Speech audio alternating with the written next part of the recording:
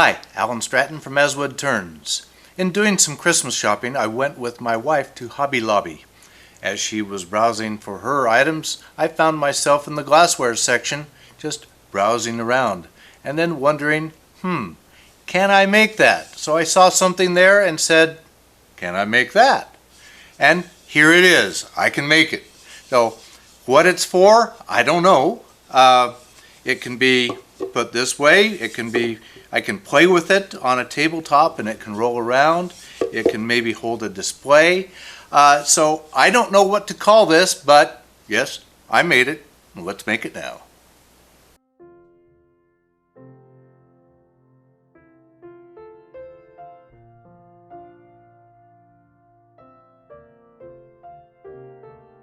I've nipped off the corners of the wood block on the bandsaw.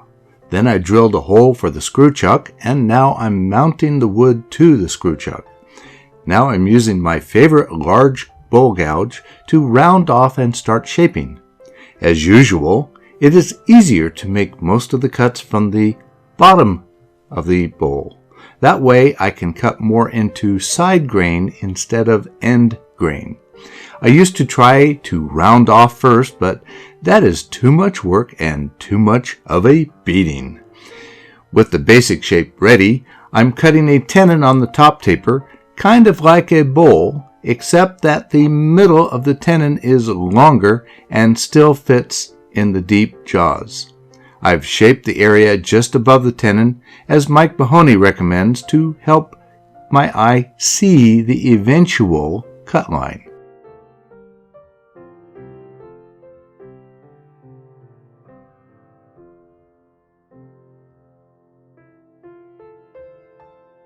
This wood smells like maple, but seems to have more open pores in growth rings than I'm used to in maple. So I'm not sure what species of wood this is.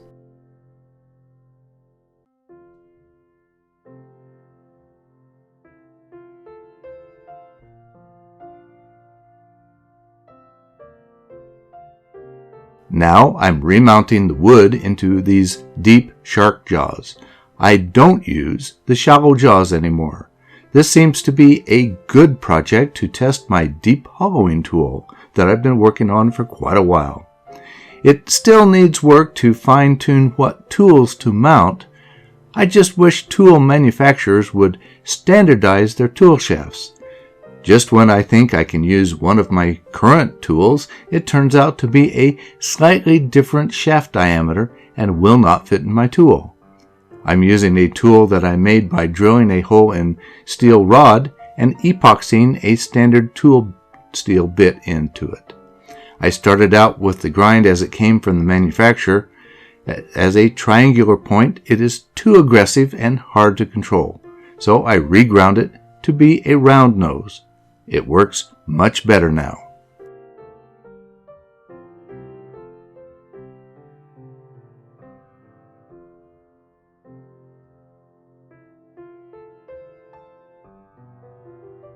After a thorough sanding, I'm applying brushing lacquer and wiping it off. As I'm dusting it off with compressed air, I feel air coming through the pores.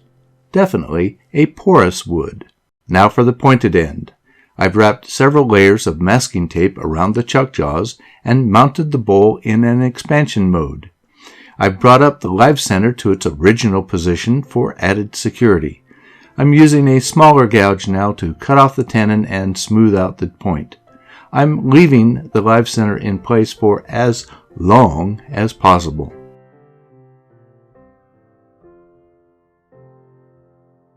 Then sand and apply lacquer to the exterior. I'll buff it after the lacquer has had more time to dry. My bowl is finished. I'm not sure whether to call it a bowl or kinetic art. It's fun to enjoy the motion.